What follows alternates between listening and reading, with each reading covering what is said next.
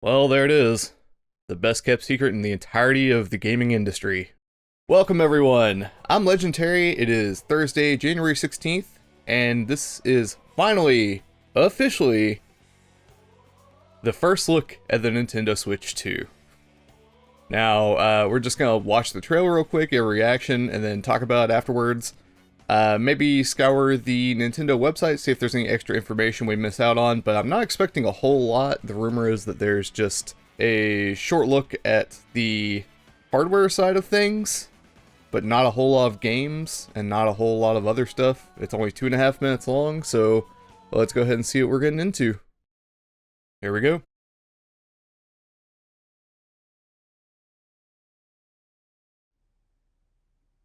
Yep, that is the Nintendo Switch that we all know.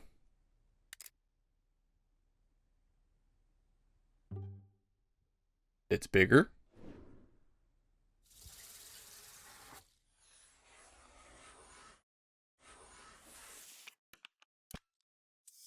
USB-C on the bottom. Second USB-C on the top. So, yeah, that leaked render is definitely the real deal. Got our stand.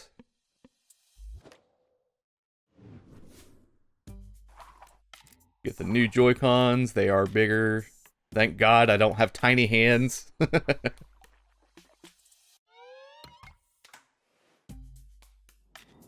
Okay, so this is exactly what we knew this was going to look like from the leaks. They slide in with the magnetic attachment. They have, I think, a laser sensor on the inside. People are speculating it's for a mouse. Yeah, that looks, yeah. A little attachment on the inside for the connector.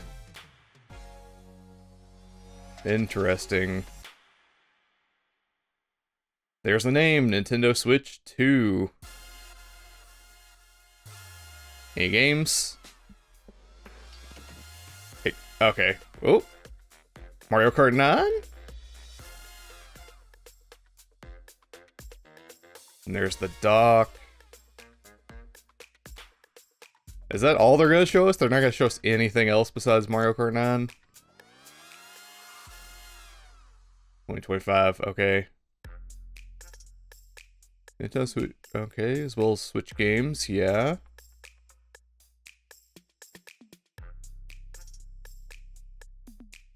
April 2nd? Oh my god, that's so far away.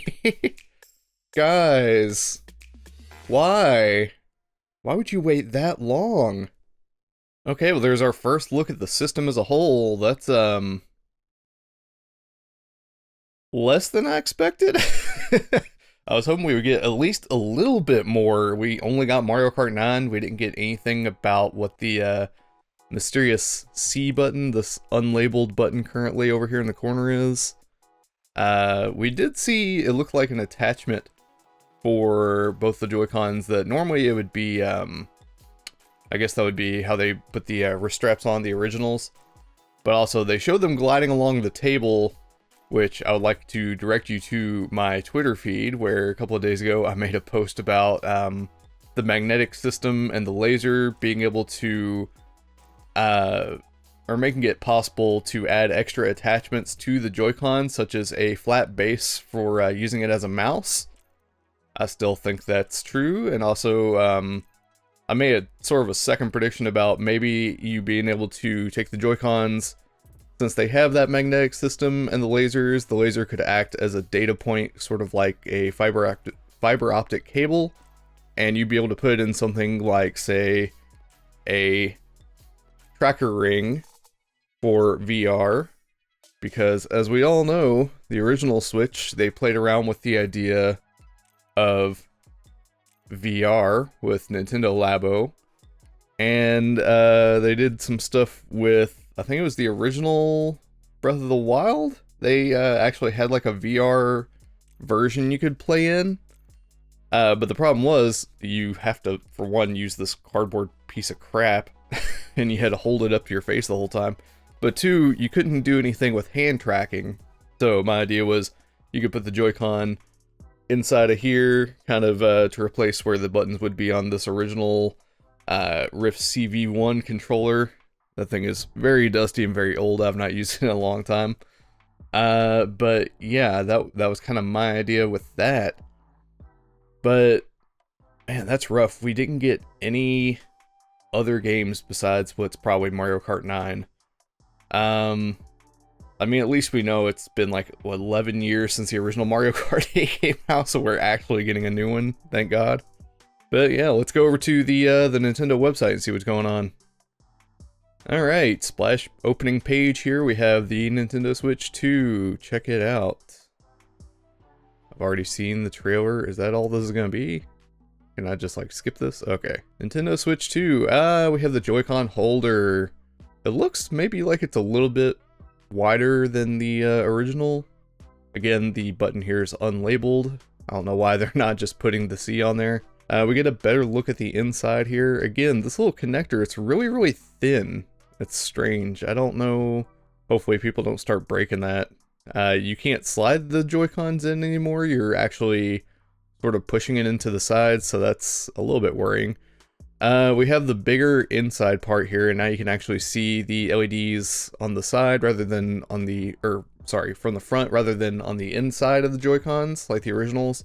Yeah, the SL and SR buttons are bigger, so when you're holding it outside, it's going to be a lot easier to play using those trigger buttons.